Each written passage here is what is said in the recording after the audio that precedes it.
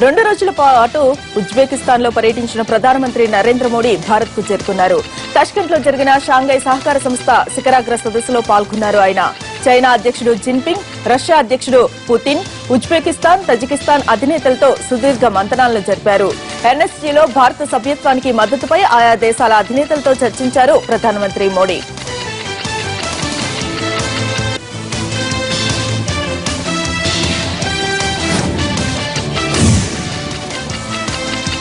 అమరావతికి భూములిచ్చిన రైతులకు ప్లాట్ల కేటాయింపు ఈ రోజు నుంచి మొదలవుతుంది.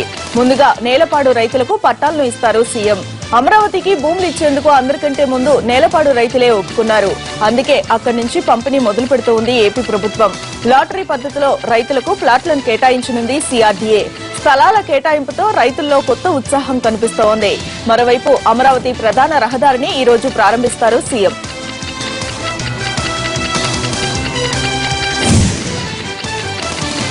ఈ రోజు విశాఖలో పర్యటిస్తారు AP CM Chandrababu Naidu.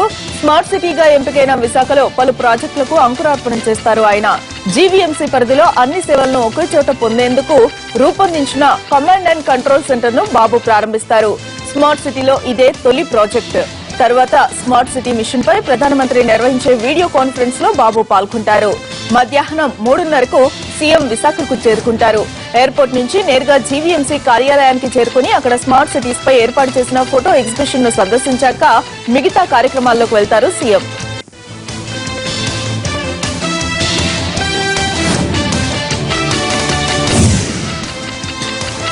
Neat 2 entrance కు ఆన్లైన్ దరఖాస్తుల ప్రక్రియ నేటితో ముగియనుంది. వచ్చే నెల 24న పరీక్ష జరుగుతుంది.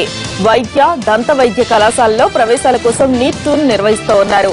సుప్రీంకోర్టు ఆదేశాలు, ప్రభుత్వ ఆర్డినెన్స్ కు అనుగుణంగానే ఈ పరీక్ష నిర్వహిస్తున్నట్టుగా వెల్లడించింది బోర్డు. నీట్ పై ఎవరికైనా అనుమానాలు ఉంటే ఎప్పటికప్పుడు వెబ్సైట్ ద్వారా అవసరమైన సమాచారం తీసుకోవచ్చునని అంటున్నారు అధికారులు.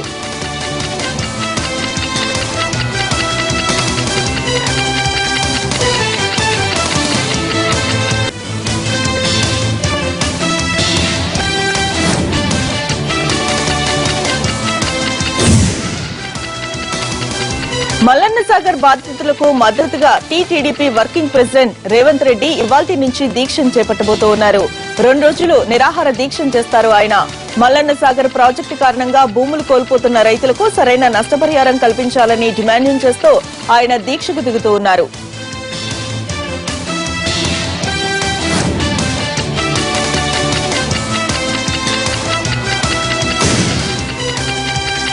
రెండు తెలుగు రాష్ట్రాలు విద్వేషాలు వీడి ప్రశాంతంగా ఉండాలని అన్నారు గవర్నర్ నరసింహన్. రాజ్భవన్ లో ఇఫ్తార్ విందును ఇచ్చారు ఆయన. ఈ కార్యక్రమానికి తెలంగాణ సీఎం కేసీఆర్ హాజరయ్యారు. ఏపీ సీఎం చంద్రబాబు కూడా రావాల్సి ఉందని, ఏపీలో ఇఫ్తార్, కేబినెట్ భేటీ ఉండడం వల్లే హాజరు కాలేదని తెలిపారు గవర్నర్.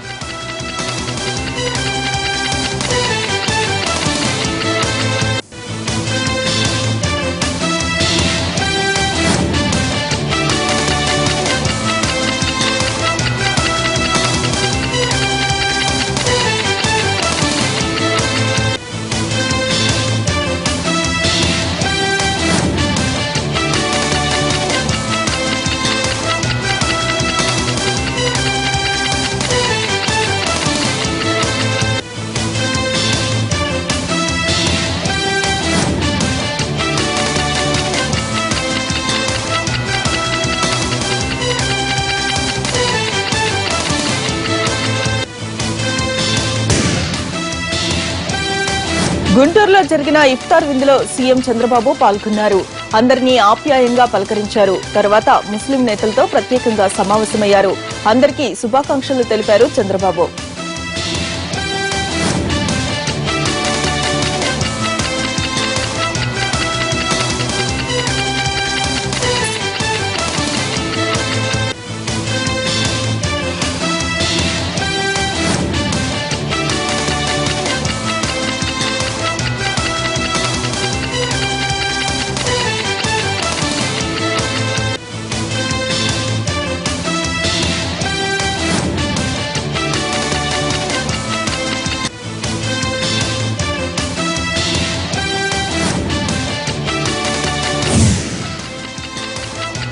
దేశంలో 20 స్మార్ట్ సిటీలకు ప్రధాని మోడీ పూణే నుంచి నాంది పలుకుతున్నారని చెప్పారు కేంద్ర మంత్రి వెంకయ్యనాయుడు.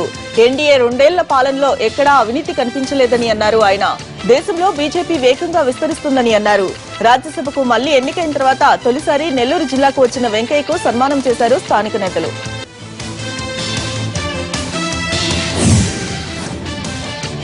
ప్రతి ఇంటికి 100% విద్యుత్ ఇచ్చిన ఘనత ఏపీదేనని అన్నారు కేంద్ర మంత్రి పీయూష్ గోయల్.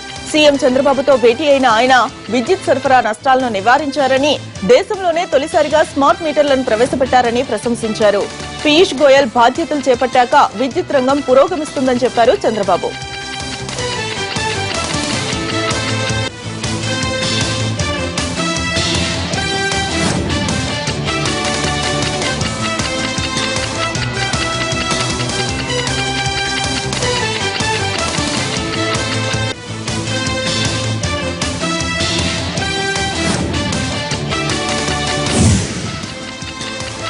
ఇంజనీరింగ్ ఫీజుల పెంపుపై ఏఎఫ్ఆర్సీ చేసిన ప్రతిపాదనలకు ఏపీ సర్కార్ గ్రీన్ సిగ్నల్ ఇచ్చింది. 312 ప్రైవేట్ అన్ఎయిడెడ్ ఇంజనీరింగ్ కాలేజీల్లో బీఈ బీటెక్ కోర్సులకు గరిష్టంగా 1,08,000, కనిష్టంగా 35,000 రూపాయల ఫీజును ఖరారు చేసింది. ఇటు 265 కాలేజీల్లో ఎంఈ ఎంటెక్ కోర్సులకు గరిష్టంగా 1,00,000, కనిష్టంగా 57,000 రూపాయల ఫీజుల్ని వసూలు చేయాలని ఉత్తర్వులు జారీ చేసింది ఏపీ సర్కార్. నేపాల్కు చెందిన 7 సభ్యుల బృందం విశాఖలో పర్యటించింది. పోర్టు పరిసరాలను పరిశీలించింది. విశాఖ పోర్టు ద్వారా సరుకు రవాణాకు ఉన్న అవకాశాలను, రవాణా ఖర్చుల్ని తెలుసుకుంది. రైల్వే, కంటైనర్ కార్పొరేషన్ ఆఫ్ ఇండియాలో ఉన్న సదుపాయాలను ఈ బృందం అంచనా వేసింది. విశాఖ పోర్టు నుంచి రైల్వే ట్రాక్ల అందుబాటు, రవాణాకు ఉన్న అవకాశాలను రైల్వే అధికారులతో చర్చించింది నేపాల్ బృందం.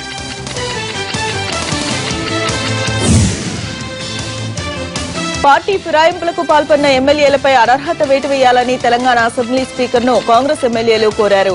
చిట్టెం రామ్మోహన్ రెడ్డి, పువ్వాడ అజయ్లపై కాంగ్రెస్ నేతలు ఫిర్యాదు చేశారు.